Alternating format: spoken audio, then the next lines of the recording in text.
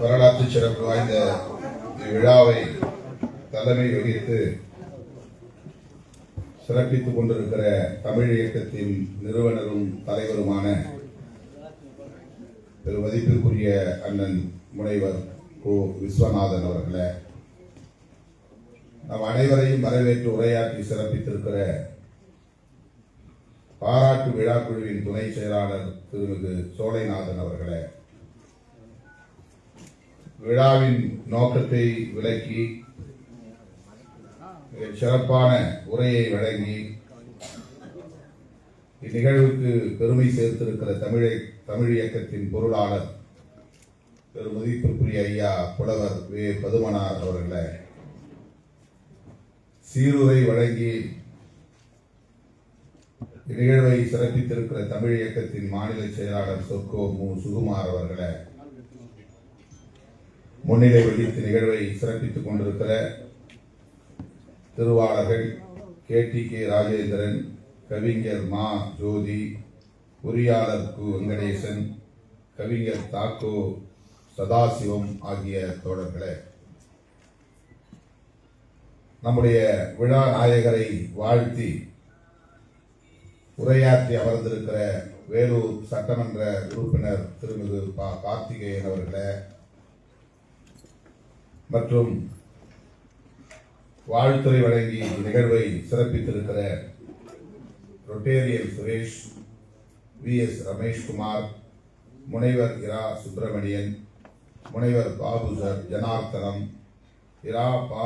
இராபா Gnanavelu, air force Mani, பா Boominathan, auditor Pandian, கலைமகள் சு Ilango, K M Krishnan ஆகிய தோழர்களே, இந்நிகழ்வில் பங்கேற்று நம்முடைய கலை மாமணி ஐயா கவியருவி அவர்களுக்கு பாராட்டு பட்டயம் பரிசு வழங்கி பேருரை ஆற்றி அமர்ந்திருக்கிற தமிழ்நாடு அரசின் உயர்கல்வித்துறை அமைச்சர் மாண்புமிகு அண்ணன் முனைவர் கோவி செழியன் அவர்களே, நன்றியுரை ஆற்றவிருக்கிற திருநாவுக்கரசர் அவர்களே, நிகழ்ச்சியை நெறிப்படுத்திக் கொண்டிருக்கிற கவிஞர் தா அன்பு, முனைவர் சம்பத்குமார், செஞ்சி முகமது அஷ்ரப் ஆகிய தோழர்களே, இவ்விழா நாயகர் கலைமாமணி விருது மற்றும் சீதக்காதி அறக்கட்டளை விருது பெற்றிருக்கிற தமிழ் இயக்க பொதுச் செயலாளர் கவியருவி பேராசிரியர் பெருந்தகை முனைவர் அப்துல் காதர் அவர்களே, இந்நிகழ்வை ஒருங்கிணைத்திருக்கிற தமிழ் இயக்கம் உள்ளிட்ட பல்வேறு இயக்கங்களை சார்ந்த நிர்வாகிகளே, கூடியிருக்கும் தமிழ் சொந்தங்களே, உங்கள் அனைவருக்கும் என்னுடைய அன்பார்ந்த வணக்கத்தை தெரிவித்துக் கொள்கிறேன். இந்த விழா நவம்பர் 15ஆம் தேதி நடைபெறுவதாக அண்ணன் அவர்கள் முதலில் அறிவிப்பு செய்தார். என்னிடத்தில் தொடர்பு கொண்டு கேட்டார். அந்த நாளில் என்னால் வர இயலாத ஒரு சூழல் இருந்தது. ஆனால் பேராசிரியருக்கு பாராட்டு விழா, அதில் பங்கேற்க இயலாத ஒரு சூழல் இருக்கிறதே என்கிற வருத்தம் எனக்கு இருந்தது. சிறிது நேரத்தில் மீண்டும் என் தொடர்புக்கு வந்த நம்முடைய வேந்தர் அவர்கள் வேறொரு நாளில் பங்கேற்க இயலுமா என்று கேட்டபோது நான் மகிழ்ச்சி அடைந்தேன். நான் பங்கேற்க வேண்டும் என்கிற அந்த உணர்வு எனக்கு இருந்தது என்பதை விட வேந்தருக்கும் இருந்தது, நம்முடைய கவியருவி கலைமாமணி அவர்களுக்கும் இருந்தது என்பதை நான் புரிந்து மிகுந்த மகிழ்ச்சியுற்றேன். அந்த அடிப்படையில் தான் 15ஆம் தேதி நடைபெறுவதாக இருந்த இந்த நிகழ்வு இன்றைக்கு தள்ளி வைக்க பெற்று நடைபெற்றுக் கொண்டிருக்கிறது. இந்த அரிய வாய்ப்பை எனக்கு வழங்கிய தமிழ் இயக்கத்திற்கும் இதர 22 சங்கங்களுக்கும், குறிப்பாக இந்த தமிழ் இயக்கத்தை வழிநடத்திக் கொண்டிருக்கிற நம்முடைய தமிழ் இயக்கத்தின் தலைவரும் கல்வியாளருமான மதிப்பிற்குரிய அண்ணன் கோவி அவர்களுக்கு, வேந்தர் அவர்களுக்கு என்னுடைய நெஞ்சார்ந்த நன்றியை உரித்தாக்குகிறேன். கவியருவி கலைமாமணி ஐயா அவர்களை இங்கே அறிவார்ந்த பெருமக்கள், அண்ணன் கோவி செழியன் உள்ளிட்ட அனைவரும் பாராட்டி உச்சி மோந்திருக்கிறார்கள். நானும் அவர்களோடு இணைந்து வாழ்த்துவதில் மகிழ்ச்சி அடைகிறேன். அவர் இன்னும் பல்வேறு விருதுகளை பெறுவதற்கு தகுதியுடையவர். இந்த விருதுகள் கலைமாமணி போன்ற விருதுகள் நம்முடைய தோழர்கள் சொன்னதைப் போல அவரால் பெருமை அடைந்திருக்கிறது என்று நாம் மகிழ்ச்சி அடைகிறோம். பாவலரேறு பெருஞ்சித்திரனார், ஓமை கவிஞர் சுரதா, பாவலர் இன்குலாப், கவிக்கோ அப்துல் ரஹ்மான், ஈரோடு தமிழன்பன் என்று பல தமிழ் பேராளுமைகள் இன்றைக்கு நம்மோடு இல்லை.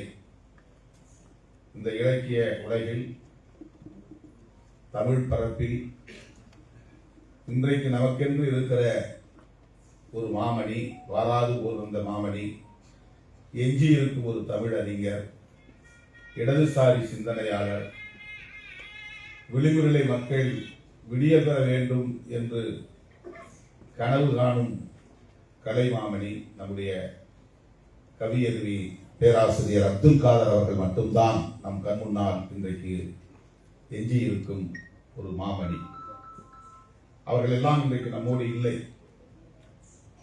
வயது மூப்பின் காரணமாக அவர்கள் காலமாகியிருக்கிற நிலையில் அந்த பார்வை கொண்ட ஒரு படைப்பாளர், ஆற்றல் மிகு சிந்தனையாளர், கவித்துவ பேச்சாளர், இங்கே பேசியதை நாம் கேட்டோம். ஒவ்வொரு சொல்லும் கவித்துவமான ஒரு உரையாக அமைந்திருந்தது. இப்படி ஒரு ஆளுமை, தமிழ் பேராளுமை, இவருக்கு பிறகு யார் என்ற கேள்வி நமக்கு எழுகிறது. பாவேந்தர் தலைமையில் ஒரு பாரதிதாசன் பரம்பரை என கவி பரப்பில், தமிழ் பரப்பில் ஒரு பரம்பரை உருவானது. அவருடைய தலைமை மாணாக்கராக சுரதா அவர்களை சொல்லுவார்கள், பாவலரேறு பெருஞ்சித்திரனார் அவர்களை சொல்லுவார்கள். ஒரு நீண்ட நெடிய ஒரு பாரதிதாசன் பரம்பரை என்ற கவிஞர்கள், இலக்கிய படைப்பாளர்கள், முற்போக்கு சிந்தனையாளர்கள், தமிழ் இயக்கம் என்கிற சொல்லையே பாரதிதாசன் கையாண்டார். அந்த ஒரு இயக்கத்தையே முன்னெடுத்தார். அப்படிப்பட்ட ஒரு பரம்பரை, கவி பரம்பரை தமிழ் பரப்பில் இருந்தது. அதன் பிறகு கவிக்கோ அப்துல் ரஹ்மான் பரம்பரை என்று சொல்லக்கூடிய வகையிலே முற்றிலும் மாறுபட்ட கோணத்தில் சிந்திக்கிற, மரபு கவிதை, புது கவிதை என்ற பரிமாணங்களை மிக இலகுவாக கையாளக்கூடிய, தமிழ் இலக்கியத்திற்கு மிக பெரும் கொடையாக வந்த ஒரு கவி பேராளுமை கவிக்கோ அப்துல் ரஹ்மான். அவருடைய தலைமை மாணாக்கர் என்று சொல்லக்கூடிய பெருமைக்குரியவர் நம்முடைய பேராசிரியர் அப்துல் காதர் அவர்கள்.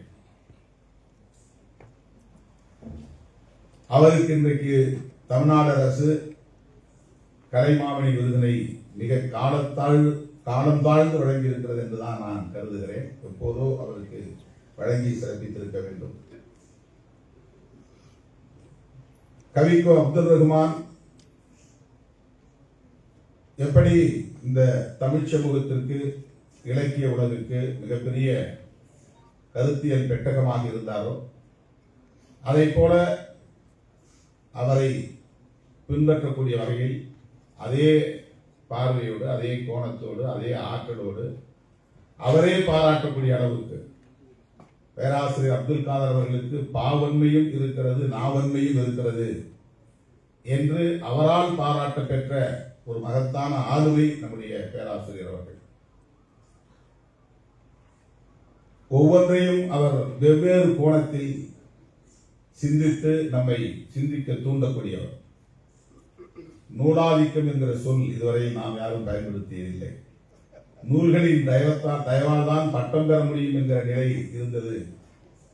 அதை இன்றைக்கு நாம் மாற்றியிருக்கிறோம். பெரியாரின் உழைப்பால் என்ற சிந்தனையை இந்த மண்ணில் மிக ஆழமாக விதைத்திருப்பவர் நம்முடைய பேராசிரியர் அவர்கள். அவர் ஊக்கம் பெற வேண்டும், அவரை இன்னும் மேலும் மேலும் ஊக்கப்படுத்த வேண்டும் என்கிற பொறுப்புணர்வோடு நம்முடைய வேந்தர் அவர்கள் இந்த பெருமுயற்சி எடுத்து இந்த பாராட்டு விழாவை ஒருங்கிணைத்திருக்கிறார். அவரையெல்லாம் நாம் பாதுகாக்க வேண்டும். அவர் இன்னும் பல 10 ஆண்டுகள் தமிழுக்காக, தமிழ் மக்களுக்காக உழைக்க வேண்டும் என்கிற அந்த உணர்வை வெளிப்படுத்துகிற ஒரு விழாவாகத்தான் வேந்தர் அவர்கள் இதை முன்னின்று நடத்தி கொண்டிருக்கிறார். வேந்தர் அவர்களுக்கும் நம்முடைய பேராசிரியர்களுக்கும் இடையே இருக்கிற இந்த நட்பு மிக உயரியது, தூயது, பாராட்டுக்குரியது, பெருமைக்குரியது. இருவரும் சேர்ந்து தமிழ் இயக்கத்தை இன்றைக்கு வெற்றிகரமாக வழிநடத்துகிறார்கள். சாதிய வரம்புகளை கடந்து, மத உணர்வுகளை கடந்து தமிழர்களாய் நாம் ஒருங்கிணைய வேண்டும் என்கிற மிகுந்த எதிர்பார்ப்போடு, தமிழ் சமூகம் அறிவார்ந்த சமூகமாக வலிமை பெற வேண்டும் என்கிற வேட்கையோடு இந்த இருவரும் இணைந்து ஆற்றுகிற பணி என்பது போற்றுதலுக்குரியது. இவர்களின் நட்பை எண்ணி நான் வியக்கிறேன். அவர் பிறப்பால் இஸ்லாமியர், ஆனால் தூய தமிழர், தமிழ் உணர்வு மிக்கவர். ஆகவே அவர்தான் இந்த இயக்கத்தின் பொதுச் செயலாளராக இருக்க வேண்டும் என்று அவரை தேர்வு செய்திருக்கிறார் நம்முடைய வேந்தர் என்கிற போது, வேந்தரின் பார்வை எந்த அளவுக்கு பரந்த பார்வையாக இருக்கிறது, உயரிய பார்வையாக இருக்கிறது என்பதை நம்மால் உணர முடிகிறது. வேந்தர் இங்கே ஆற்றிய உரை நம் சிந்தனைகளை தூண்டுவதாக இருந்தது. மிக ஆழமாக நம்மை சிந்திக்க வைத்தது. இந்தியாவின் பொருளாதார நிலைகளை குறித்தும் அது எப்படி சமனற்ற நிலையில் வளர்ச்சியடைந்து வருகிறது என்கிற கவலையையும் அவர் வெளிப்படுத்தினார். வெறும் 250 பேர் இங்கே பில்லியனர் என்று சொல்லக்கூடிய கோடீஸ்வரர்களாக இருக்கிறார்கள். 10% பணக்காரர்கள் இந்த தேசத்திற்கு அளிக்கிற ஜிஎஸ்டி வெறும் 3% தான். 50% உழைக்கும் மக்கள் இந்த அரசுக்கு வழங்குகிற ஜிஎஸ்டி வரி என்பது 66% இருக்கிறது. இது எவ்வளவு பெரிய முரண்! இந்த வளர்ச்சியை எப்படி நாம் வளர்ச்சி என்று சொல்ல முடியும் என்ற கவலையை இங்கே அவர் வெளிப்படுத்தினார். நம்முடைய பேராசிரியர்கள் சொன்னதை போல அவர் வகிக்காத பதவி இல்லை. சட்டமன்ற உறுப்பினர், நாடாளுமன்ற உறுப்பினர், மாநிலத்திலே அமைச்சர் என்று பல பதவிகளை பார்த்தவர். இன்றைக்கு மிகப்பெரிய ஒரு கல்வியாளராக வளர்ந்து வியப்புக்குரிய சாதனைகளை படைத்து வருகிறார். அவர் விரும்பினால் பல கல்வியாளர்களைப் போல, தொழிலதிபர்களைப் போல உடனே மாநிலங்களவை உறுப்பினராகிவிட முடியும். மாநிலங்களவை உறுப்பினர் மட்டுமல்ல, அமைச்சராகவும் ஆகிவிட முடியும். ஆனால் அப்படியெல்லாம் அந்த பதவியை அவர் விரும்பாமல் இந்த வயதிலும் கூட மக்களுக்கு தொண்டாற்ற வேண்டும், மொழியை பாதுகாக்க வேண்டும், இனத்தை பாதுகாக்க வேண்டும், அதற்கு உரிய ஆட்களாளர்களை தேர்வு செய்து இந்த மக்களை அரசியல்படுத்த வேண்டும் என்கிற பொறுப்புணர்வோடு இன்றைக்கு தமிழ் இயக்கம் என்கிற ஒரு இயக்கத்தை 2018ஆம் ஆண்டு தொடங்கி நம்முடைய பேராசிரியரை பொதுச் செயலாளராக கொண்டு ஒவ்வொரு ஆண்டும் செய்து வருகிற சாதனைகள், ஆற்றி வருகிற பணிகள், அனைவரையும் ஒருங்கிணைக்கிற அந்த பெரும் முயற்சி உள்ளபடியே நம்மை வியக்க வைக்கிறது. நம்மால் இப்படியெல்லாம் இவருடைய வயதிலே உழைக்க முடியுமா, சிந்திக்க முடியுமா என்று அடிக்கடி சிந்திக்க வைக்கிறது. ஆகவே அவருக்கு அமைச்சர் பதவி பெரிதல்ல. பேராசிரியர் சொன்னதை போல, நம்முடைய கவியறிஞர் அவர்கள் சொன்னதை போல அது பெரிதல்ல. இந்த தமிழ் சமூகம் சாதிய கூறுகளால் கூறுபட்டு கிடக்கக்கூடாது, சிதறண்டு கிடக்கக்கூடாது. அவர்களை சிதைக்கிற அரசியல் இங்கே வேரூன்றி விடக்கூடாது. அந்த கருத்தில் இங்கே வலுப்பெற்று விடக்கூடாது. அதுதான் அவருடைய கவலை. வடார்காடு மாவட்டமும் தென்னார்காடு மாவட்டமும் தமிழ்நாட்டிலேயே மிகவும் பின்தங்கிய மாவட்டங்களாக இருக்கின்றன. இந்த மாவட்டத்தில் உள்ள பிள்ளைகள் யாரும் உயர்கல்வி பெறாதவர்கள் என்கிற நிலை இருக்கக்கூடாது, அனைவரையும் உயர்கல்வி பெற்றவர்களாக வளர்த்தெடுக்க வேண்டும் என்கிற ஒரு செயல் திட்டத்தையும் வரையறுத்து இப்போது வடார்காடு மாவட்டத்தில் அதை நடைமுறைப்படுத்தி வருகிறார். தென்னார்காடு மாவட்டத்திலும் அதை விரிவுபடுத்த வேண்டும் என்கிற வேட்கையை வெளிப்படுத்தினார். இப்படிப்பட்ட பொறுப்புணர்வுள்ள ஒரு தலைமையோடு நம்முடைய பேராசிரியர் அவர்கள் இணைந்து பணியாற்றுகிறார் என்பது நமக்கு பெருமை அளிக்கிறது. பேராசிரியரும் வேந்தரும் அரசியல் கணக்குகளை போட்டு யாரோடும் நட்பு பாராட்டுவதில்லை. அவரை விட 30 வயது இளையவனாக இருக்கிற 20-25 வயது இளையவனாக இருக்கிற என்னை நீ வருங்காலம்தான் எங்கள் வருங்காலம் என்று பேராசிரியர் சொல்லுகிறார் என்றால் அது எந்த அரசியல் கணக்குகளில் கொண்டதல்ல, ஒரு நம்பிக்கை தான். அவருடைய நம்பிக்கைக்கு பாத்திரமாக நடந்து கொள்ள வேண்டுமே என்ற அச்சம் எனக்கு இருக்கிறது. அவரின் மீது கொண்டிருக்கிற அந்த நம்பிக்கைக்கு ஏற்ப செயல்பட வேண்டும் என்ற அந்த பொறுப்புணர்வு இந்த விழா நமக்கு தருகிறது. ஒவ்வொருவருக்கும் அந்த உந்துதலை தருகிறது. ஏன், எதற்காக? ஒரு தலைமையை அடையாளப்படுத்துவது துதிபாடுவதற்காக அல்ல. அதைத்தான் சொன்னார். ஆணை துதிக்கையால் பதவி பெறுவது அக்காலம், ஆளை துதிக்கையினால் பதவி பெறுவது இக்காலம் என்கிற வேதனையை அவர் வெளிப்படுத்தினார். இன்றைக்கு துதிபாடுவது என்பது பதவிக்கானதாக, பதவிக்குரிய புத்தியாக, வழிமுறையாக கையாளப்படுகிறது. பதவியை பெரிதென்று கருதக்கூடியவர்களின் தலைமை வேண்டாம், மக்களோடு மக்களாக கிடந்து மக்களுக்கு பணியாற்றக்கூடிய ஆளுமைகளை நாம் தேர்வு செய்வோம் என்பதை இங்கே தன்னுடைய உரையில் அவர் பதிவு செய்த போது, அந்த காலத்தில் பட்டத்து யானை கூட சரியான ஆட்களை தேர்வு செய்தது. ஆனால் இப்போது நாம் அப்படி இருக்கிறோமா என்கிற கேள்வியை எழுப்பினார். என்னை பாராட்டியவர்களுக்கு நன்றி என்று சொல்லிவிட்டு அவர் போய்விட முடியும். மாண்புமிகு அமைச்சருக்கு நன்றி சொல்லிவிட்டு, வேந்தருக்கு நன்றி சொல்லிவிட்டு, இந்த 22 சங்கங்களுக்கும் நன்றி சொல்லிவிட்டு அவரால் இந்த உரையை முடித்துக் கொள்ள முடியும். ஆனால் அந்த உரை முழுக்க அவருக்கு என்ன கவலை இருக்கிறது, இந்த சமூகம் குறித்த கவலை என்பதை வெளிப்படுத்தியது. அவர் எந்த அளவுக்கு பொறுப்புணர்வு மிக்க ஒரு ஆளுமையாக இருக்கிறார், அரசியல் களம் தூய்மைப்படுத்த வேண்டும் என்கிற வேட்கையோடு இருக்கிறார், நம்பிக்கைக்குரிய ஒரு தலைமையை தேர்வு செய்ய வேண்டும். இந்த மக்கள் வெறும் நட்சத்திர ஈர்ப்புக்குள் போய் இந்த சமூகம் சீரழிந்து விடக்கூடாது, சிதைந்து விடக்கூடாது என்கிற கவலையை வெளிப்படுத்தினார். அவருக்கு வேற எந்த நோக்கமும் இல்லை. யாரையும் குறைத்து பேசி அதில் ஆதாயம் தேடுவதற்கு இந்த அரங்கம் அவருக்கு தேவையில்லை, எப்போதும் தேவையில்லை.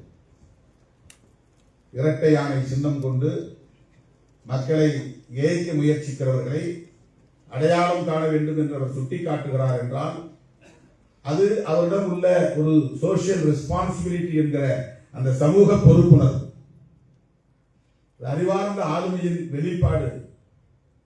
எந்த உழைப்பும் இல்லாமல், எந்த பங்களிப்பும் இல்லாமல், எந்த தியாகமும் செய்யாமல், வெறும் நட்சத்திர கவர்ச்சி என்கிற அடிப்படையில், அந்த ஈர்ப்பின் அடிப்படையில் இந்த மக்களை ஆள நினைப்பது, நாட்டை ஆள நினைப்பது என்ன கேட்டை உருவாக்கும், எத்தகைய கேடு விளையும் என்கிற கவலை.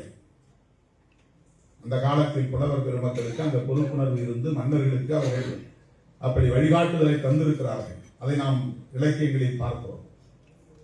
சண்டை போட்டுக் கொள்ளக்கூடாது, நட்புறவோடு இருங்கள் என்று சொல்லுகிற பெண்பார் புலவராக அவையாரை நாம் பார்த்திருக்கிறோம். இப்படி பல புலவர்களை இலக்கிய தளங்களில் நம்மால் பார்க்க முடிகிறது. அப்படிப்பட்ட ஒரு பொறுப்புணர்வுள்ள கவி ஆளுமையாக, கவி பேராளுமையாக நம்முடைய பேராசிரியர் அவர்கள் இருக்கிறார் என்பதுதான் அவருக்குள்ள சிறப்பு. அவருடைய கவிதைகளை இங்கே தோழர்கள் எடுத்துச் சொன்னார்கள். அவர் நம்முடைய காந்தியடிகளை பற்றி ஒரு கவிதை எழுதியிருக்கிறார். நான் அன்னையே படித்தேன், வருகிற போதும் பார்த்தேன். உன் கண்ணாடியை பத்திரமாக பார்த்துக் கொள்ளுகிறவர்களுக்கு காந்திய பார்வை இல்லாமல் போனதே என்று கவலைப்படுகிறார். கண்ணாடி என்பது பார்வைக்காகத்தான். கண்ணாடியை பத்திரமாக பார்த்துக் கொள்கிறார்கள். ஆங்காங்கே அருங்காட்சியகத்தில் அவர் பயன்படுத்திய கண்ணாடி, அவர் பயன்படுத்திய கதர் சட்டை, அவர் பயன்படுத்திய காலணி, அவர் உண்ட தட்டு என்று இவற்றையெல்லாம் பாதுகாக்கக்கூடியவர்களுக்கு, கண்ணாடியை பாதுகாக்கக்கூடியவர்களுக்கு காந்திய பார்வை இல்லையே என்று கவலைப்படுகிறார். காந்திய பார்வை என்பது என்ன? அகிம்சை, வன்முறை கூடாது. காந்திய பார்வை என்பது என்ன? மதுவிலக்கு.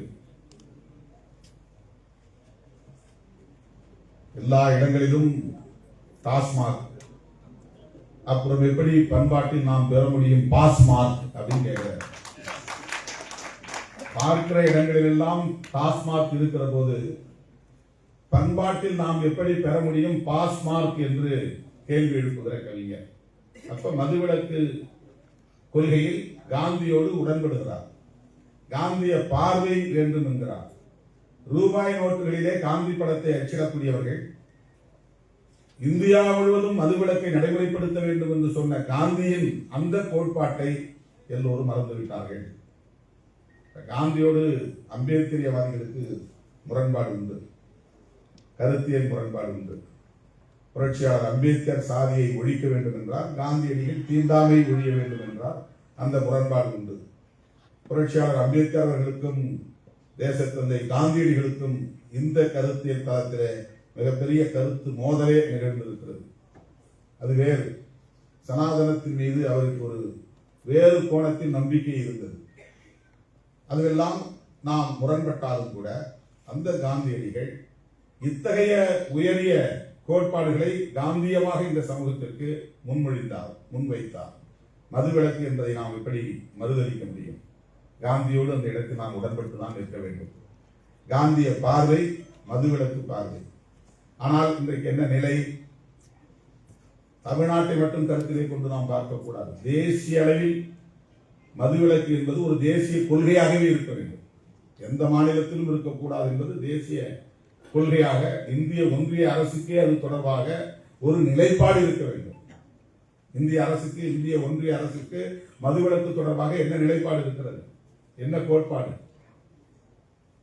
அது எவ்வளவு பெரிய பாதிப்பை ஏற்படுத்துகிறது? எத்தனை இளைஞர்களை பாழாக்குகிறது? அவருடைய எதிர்காலத்தை இருள்மயமாக்குகிறது. அதற்கு முற்றாக அடிமைப்பட்டு கிடக்கிறவர்களால் அந்த குடும்பமும் சமூகமும் எவ்வளவு சீரழியும் நிலை ஏற்படுகிறது. ஆட்சியில் இருப்பவர்கள்,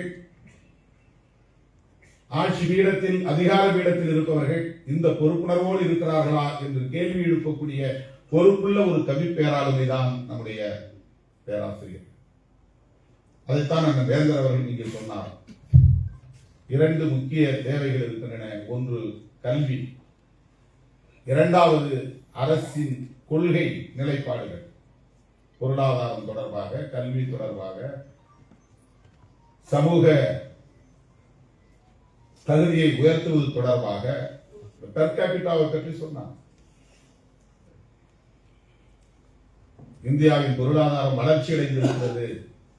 ஆனால் ஒரு தனி மனிதனுடைய வருமானம், பொருளாதார நிலை எவ்வளவு கீழான நிலையில் சிதைந்து கிடக்கிறது என்கிற வருத்தத்தை வெளிப்படுத்தினார். அரசின் கொள்கைகள் அப்படி இருக்கின்றன. கார்ப்பரேட் மயமாக்குவதில் காட்டுகிற அக்கறை, அவர்களுக்கு செய்து தருகிற வசதி, சலுகைகள், வாய்ப்புகள் எளிய மக்களுக்கு இல்லாமல் போகிறது.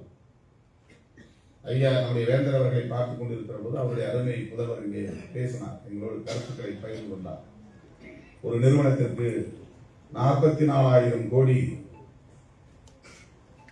அவர்களுக்கு கட்டண சலுகை தரக்கூடிய ஒரு வேலை திட்டத்தை தந்தார்கள். அந்த நிறுவனம் அபிஷியலாக கட்சிக்கு நன்கொடை தருகிறது. இப்படித்தான் இங்கே நிர்வாகம் போய்கொண்டிருக்கிறது என்கிற ஒரு கருத்தை பகிர்ந்து கொண்டார். கார்ப்பரேட்டுகளுக்கு சாதகமான நிலைப்பாட்டை ஒரு அரசு மேற்கொள்ளும் என்றால் உழைக்கிற மக்களின் நிலை என்ன ஆகும்?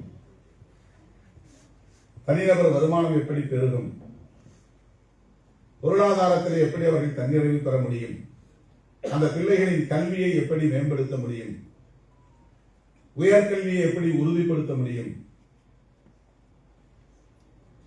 இந்த கேள்வி இதையெல்லாம் கேட்டுத்தான் தோழர்கள் சொன்னார்கள் இவர் மத்தியில் அமைச்சராக வேண்டும் என்று. அவர் பிரதமர் ஆனால் தான் அதை நடைமுறைப்படுத்த முடியும். அமைச்சர் ஆனால் முடியாது. ஏனென்றால் அமைச்சரவையில் அமைச்சர்களுக்கு அதிகாரம் பெரும்பாலும் இருப்பதில்லை. பிரதமர் தான் உண்மையான அரசு டெல்லியிலே இருக்கிறது. முழுமையான அதிகாரம் பிரதமர் கையில் இருக்கிறது. குடியரசுத் தலைவரும் அதிகாரம் கிடையாது. அமைச்சரவையில் இருக்கிற அமைச்சர்களுக்கும் அதிகாரம் கிடையாது. எதுவாக இருந்தாலும் கொள்கை வகுக்கிற இடத்திலும் பிரதமர் என்கிற அந்த பொறுப்பிலே இருப்பவர்களுக்கு தான். ஆனால்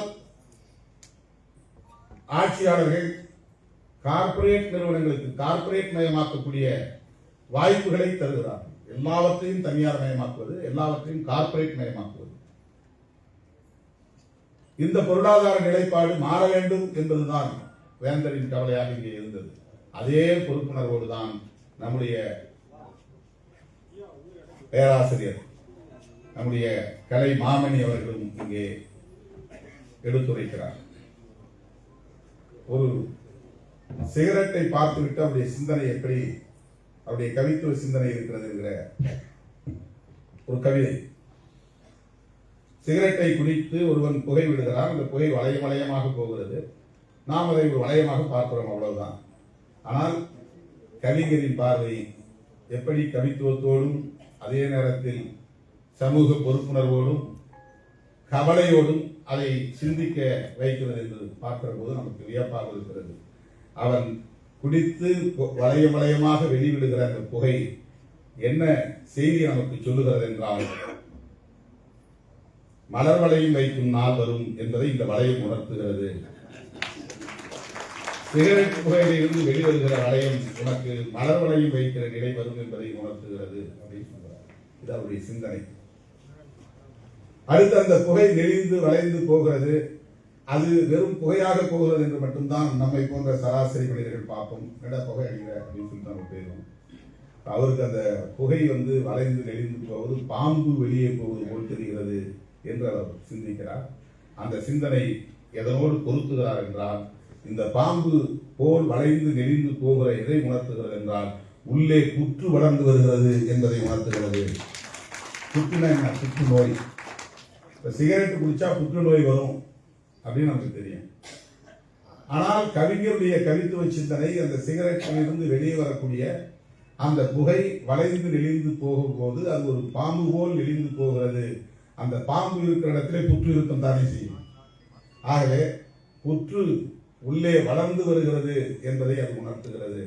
இதுதான் அவருடைய கவித்துவ சிந்தனை.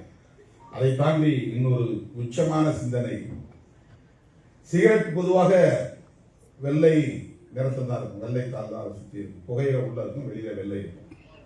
அந்த சிகரெட்டை சுற்றி இருக்கக்கூடிய வெள்ளை எதை உணர்த்துகிறது என்றால், இந்த சிகரெட் புகைத்ததனால் எத்தனையோ பேர் விதவை ஆனார்கள் என்பதை உணர்த்துகிறது.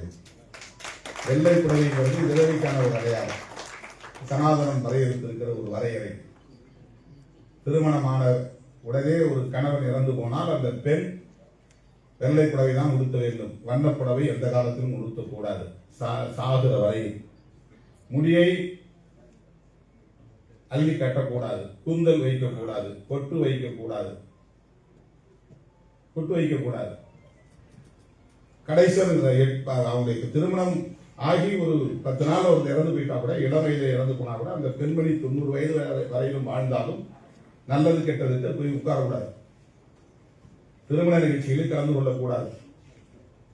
இப்படி ஒரு சமூக வரையறை, ஒரு ஒடுக்குமுறை பெண்களுக்கு எதிராக இந்த சமூகத்தில் நீண்ட காலமாக இருக்கிறது. அதிலே ஒன்று வெள்ளை புடவை உடுத்த வேண்டும் என்பது. வெள்ளை புடவை பார்த்தா நம்ம ஊர்ல கலோக்கில் என்ன சொன்னா கம்நாட்டின்னு சொல்லுவாங்க.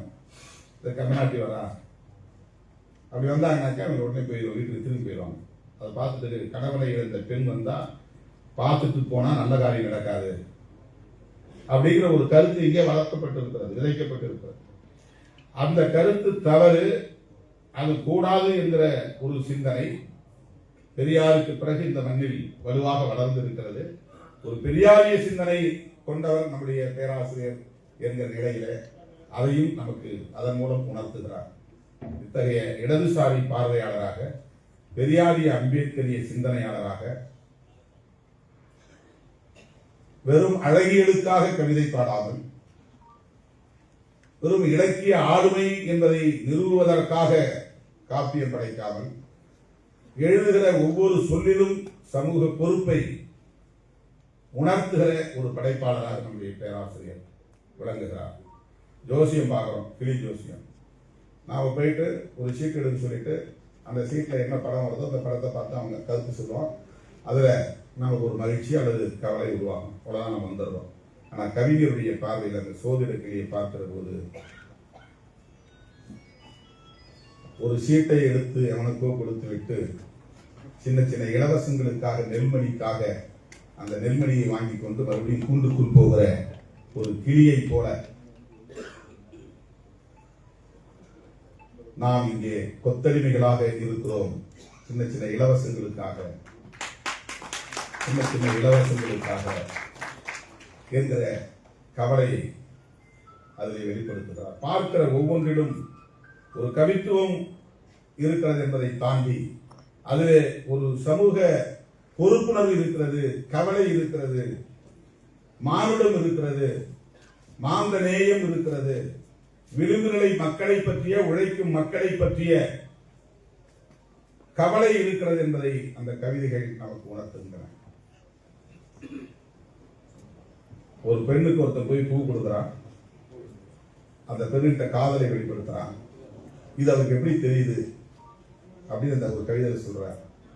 ஒரு பூவை கொடுக்கறதுங்கிறது நம்ம சினிமாவில் பார்க்குறோம், நிஜத்தில் அப்படி நடக்குதான்னு எனக்கு தெரியாது. காதலை வெளிப்படுத்துறதுக்கு ஒரு ரோஜாவை போய் கொடுக்குறான். அது கவிஞர் பார்க்கிறாரு. அந்த பூவை எதுக்கு அவன் கொடுக்குறான்னா ஒரு பூஞ்சோலையே திருடுறதுக்கு தான் பூவை கொடுக்குறாங்கிற ஒரு பெண் என்பவர், அந்த இளம் பெண் என்பவர் ஒரு பூஞ்சோலை, அவளை திருடுறதுக்காக ஒற்றை பூவை அவன் கொடுக்குறான். இது எப்படி இருக்குன்னா மூக்குத்தியை கொடுத்து விட்டு மூச்சை திருடும் இடைத்தேர்தல் வேட்பாளரை போல. இந்த கவிதை எழுதும்போது எங்கே இடைத்தேர்தல் நடந்தது, அந்த இடைத்தேர்தலை எவ்வளவு மூக்குத்தி கொடுத்துருக்கிறான் ஓட்டுக்கு. அந்த மூக்குத்தி கொடுத்து விட்டு அவன் மூச்சையே திருடுறான். அந்த சமூகத்தை ஓட்டை திருடுறான்னு சொல்ல, மூச்சையே திருடுறான். மூக்குத்தியை கொடுத்து விட்டு மூச்சை திருடும் இடைத்தேர்தல் வேட்பாளரை போல ஒரு பூவை கொடுத்துட்டு பூஞ்சோலையை திருட அவன் பார்க்கிறான். கவிஞர்கள் எப்படிப்பட்ட கவித்துவ சிந்தனை கொண்டவர்களாக இருக்கிறார்கள் என்பதை நாம் இதிலே புரிந்து கொள்ள முடிகிறது. ஒரு மிகப்பெரிய ஒரு ஆளுமை. இந்த காலத்தில் அவர் வாழும் காலத்தில் நாம் வாழ்வது நமக்கு பெருமை என்பதை பெருமகிழ்வோடு நான் பதிவு செய்ய விரும்புகிறேன். அப்துல் ரஹ்மான் அவர்களின் வாரிசாக எல்லாவற்றையும் புதிய கோணத்தில் சிந்திக்கக்கூடியவர், சொற்களை கொண்டு விளையாடக்கூடியவர். இந்த கவித்திறன்ல சொற்களை வைத்து விளையாடக்கூடிய ஒரு தனித்திறன் நம்முடைய பேராசிரியருக்கு இருக்கிறது. கவிக்கு அப்துல் ரஹ்மான் கவிதை ஒன்று எனக்கு ரொம்ப பிடிச்சது. நான் நிறைய மாணவ பருவத்தில் படிச்சதே மனசு நின்ற ஒரு கவிதை. அவர் மனுஷனை பார்க்கிறார். மனுஷனை நீரின் தன்மை பெற்றவன் சொல்றார். மனிதன் நீரின் தன்மை பெற்றவன். அதனால் அவன் எவ்வளவு உயரத்தில் வைத்தாலும் பள்ளம் நோக்கியே பாய்கிறான், எவ்வளவு சூடேற்றினாலும் மறுபடியும் குளிர்ந்து விடுகிறான். அவர் கடைசியாக சொல்றாரு, விந்து என்னும் நீரில் பிறந்ததனால் இவன் நீரின் தன்மை பெற்றவன். மனுஷன் அப்படி நீரின் தன்மை கொண்டவன் சொல்றான். எவ்வளவு உயரத்தை வைச்சாலும், எவ்வளவு பெரிய உயர்ந்த மனிதனா இருந்தாலும், மிகப்பெரிய அதிகார பீடத்தில் இருந்தாலும் அவன் மறுபடியும் அந்த ஒரு சாதிய உணர்வோட, மத உணர்வோட, குறுகிய எண்ணத்தோட அணுகுகிற ஒரு அணுகுமுறை.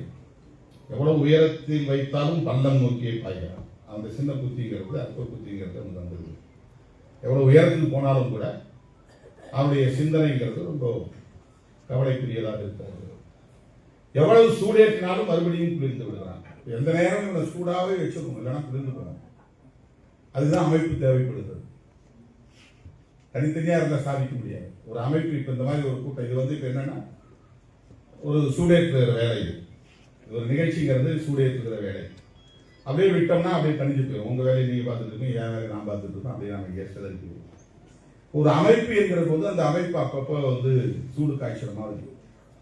இந்த பறை மேளத்துக்கு ஒரு தன்மை இருக்கிறது.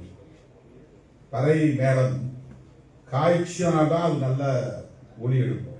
காய்ச்சி பிறகுதான் நல்லா அடிக்கும். இல்லைன்னா காய்ச்சல் வைக்கணும் நமுத்து போயிடும். அப்ப சத்தமே நல்லா இருக்காது. காய்ச்சாத பறை ஒலி வந்து ஒரு எழுச்சியை தராது. தீ மூட்டி பறையை காய்ச்சிய பிறகு அந்த அடிக்கும் போது எழுகிற அந்த ஒலி நம்ம உணர்வுகளை அப்படியே தட்டி எடுப்போம். வெகு தூரம் கேட்கும். அதுக்கு தனி ஆற்றல் உண்டு. காய்ச்சல் இல்லை என்றால் அந்த தோல் அப்படியே நமுத்து போய் சத்தமே எழாது. மனிதர்கள் அவ்வப்போது காய்ச்சப்பட வேண்டும். அப்போதுதான் விடுதலை முழக்கம் என்கிற ஒலி எழும். தமிழர் என்கிற உணர்வு ஒலி எழும். அதற்கு தமிழ் இயக்கம் போன்ற அமைப்பு என்பது தவிர்க்க முடியாத ஒரு தேவை. அமைப்புனா பல அமைப்பு இருக்கு. சாதி வெறி தூண்டக்கூடிய அமைப்புகள் இருக்கு, மதவெறி தூண்டக்கூடிய அமைப்புகள் இருக்கு, பொருளாதார சுரண்டல் செய்வதற்கென்று ஏய்ப்பதற்கென்று சில அமைப்புகள் இருக்கின்றன. அப்படி அமைப்பாய் திரளுவதல்ல. முற்போக்கு சிந்தனை உள்ள, இடதுசாரி சிந்தனை உள்ள, ஜனநாயக சிந்தனை உள்ள, பெரியாரிய சிந்தனை உள்ள, அம்பேத்கரிய சிந்தனை உள்ள, மார்க்சிய சிந்தனை உள்ள அமைப்புகள் இந்த மண்ணில் தேவைப்படுகிறது. அவற்றை வளர்த்தெடுக்க வேண்டும். அத்தகைய அமைப்புகளாய் நாம் அணிதிரள வேண்டும். அந்த பார்வை கொண்ட படைப்பாளர்களின் வரிசையில், கவி பேராளுமைகளின் வரிசையில் இன்றைக்கு நமக்கு இந்த நூற்றாண்டில் தமிழ் பரப்பில் எஞ்சி இருப்பவர் நம்முடைய அண்ணன் பேராசிரியர் அப்துல் காதர் அவர்கள்தான்.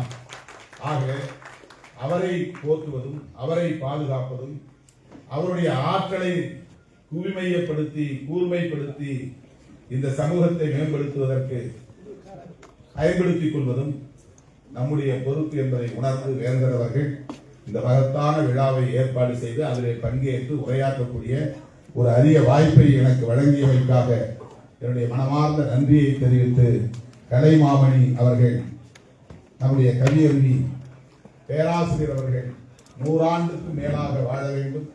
அவருடைய அரிய ஆற்றல் இந்த தமிழ் சமூகத்தின் மேம்பாட்டுக்கு பெரிதும் பயன்பட வேண்டும் என்பதை சொல்லி, என்னையும் இந்த நிகழ்விலே பங்கேற்று சிறப்பு செய்த தமிழ் இயக்கத்தின் தலைவர் ஐயா வேந்தர் அவர்களுக்கு நன்றி கூறி முடிக்கிறேன். நன்றி, வணக்கம்.